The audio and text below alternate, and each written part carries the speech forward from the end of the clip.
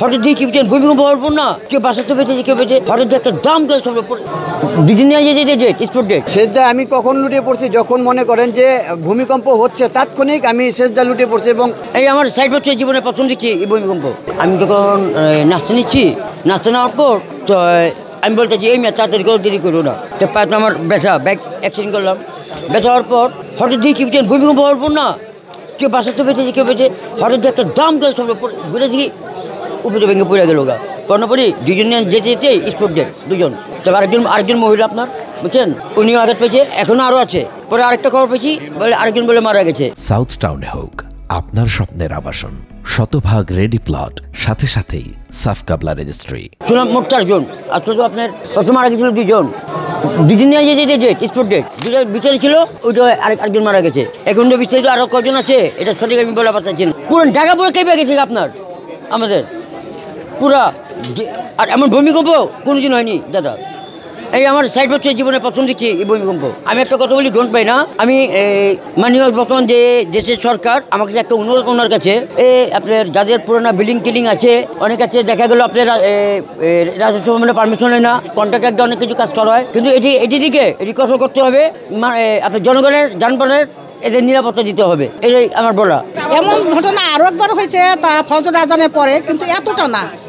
আমি যে সময় হয় ভূমিকম্পটা হয় তখন আমি নাস্তা করতেছিলাম, তখন আমরা সবাই ওই খাবার ফালে রেখেই আমরা নিচে নামছি, বাসা সবাই নিচে নামছি। পরক্ষণে আমরা বাসায় উঠছি, তারপরে হয়তো 10-20 মিনিট পরে শুনলাম যে এখানে অনেক মানুষ মারা গেছে। শুনছি যা তো সাথে সাথে ছুটে আসছি, আইসা দেখি 3 জন মারা গেছে, 5-6 জন হয়তো আহত, ওদের ঢাকা মেডিকেল নিয়ে গেছে। পুরানা ঢাকা ঘনবসতি এলাকা, ঘিঞ্চি এলাকা, বড় ধরনের ঘটনা ঘটে তো আমাদের অনেক ক্ষয়ক্ষতি হবে, যা অপরিদীয় আমাদের কাছে। এরে ভাই এইটার বললেন না, কারণ এটা ব্যবসায়ী এলাকা, সামনে 3টা স্কুলে ছাত্রীকে যাতায়াত, তারপরে যে ব্যবসায়ী এলাকা দোকানপাট আছে, পথচারী যাতায়াত আছে, গাড়ি ঘোড়া সবই চলে এখানে। তাতে আরও মানুষ মারা যেত। আল্লাহর কাছে অশেষ মেহেরবানি যে আজকে জুম্মাবার ছিল। এখানে তো মনে করেন আমাদের যে পুরান ঢাকা হইলো মনে করেন ঘনবসতি, এখানে ভূমিকম্প হইলে আগুন লাগলে খুবই মানে ভয়াবহ অবস্থা হইব, কেউ বাচ্চা থাকতে পারবো না, সব মারা যাব, সব মারা যাব। অবশ্যই আমরা তো ভয়েই থাকি যে কখন জানি কি করে আল্লাহ, তবে আল্লাহর উপরে ভরসা। আমরাও আল্লাহর উপরে ভরসা কইরা সবসময় চলাফেরা করি যে আল্লাহ হেফাজত করে, মালিক হয়েছে আল্লাহর উপরে ভরসা। এখানে সিটি কর্পোরেশনের দায়ী আছে না আপনি রাজুকে দায়ী আছে সেটা আমি বলতে পারবো না, কারণ আমরা এলাকাবাসী, কে কিভাবে বিল্ডিং করে না করে আমরা তো সেটা বলতে পারবো না। অনুমতি নিয়েই করে না নিয়েই করে সেটা তো আমরা বলতে পারবো না। যেখানে এই টাওয়ার থাকুক সেখানে মনে করেন পাখিও বসবাস করতে কষ্ট হয়, সামান্য পাখিরই বসবাস করতে কষ্ট হয়। আমরা তো মানব জাতি, তা আমাদের কতটা কষ্ট হয়, আমাদের ছোট ছোট বাচ্চারা, এগুলো তো বেড়ে উঠতে খুবই সময় লেগে যায়। আল্লাহ পাক আমাদেরকে ক্ষতির হাত থেকে রক্ষা করেছে এবং আমাদের কনজেস্টেড এলাকা থেকে আল্লাহ পাক যে মানে অল্পতে এই দুর্ঘটনা মানে কল্পনার বাইরে ছিল, এইরকম একটা দুর্ঘটনা মানে আমরা কল্পনাও করি না, আশাও করি নাই, এই আর কি। এই পুরান ঢাকার গলিগুলো তো অনেক পুরাতন বাড়ি আছে, এই বাড়িগুলো ঝুঁকিপূর্ণ। তারপরে আপনার মনে করেন যে কিছু বিল্ডিং আছে যেটা 100 বছর পুরাতন বিল্ডিং, এই বিল্ডিংগুলোতে আপনার রিপেয়ারিংয়ের ব্যাপার আছে এবং আশেপাশে বাড়ির আশেপাশে যারা টব বা ফুল গাছ লাগায় তাদেরকে একটু সতর্কতা বানিয়ে দিচ্ছি, তারা যেন তাদের ফুল গাছগুলো এবং টবগুলা গ্রিলের ভিতরে রাখে, যাতে এই ফুল গাছ অথবা টব পড়ে গিয়ে কোনো মানুষের মর্মান্তিক দুর্ঘটনা না ঘটে। আমি তাদের প্রতি আহ্বান জানাচ্ছি।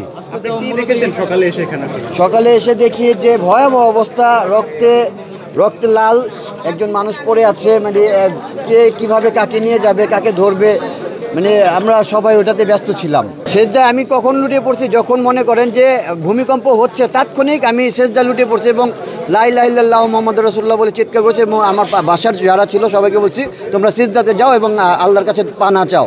এত বড় দুর্ঘটনা কয়েক সেকেন্ড হয়েছে, অনেকক্ষণ হয়েছে, তো এটা আমরা ফিল করেছি।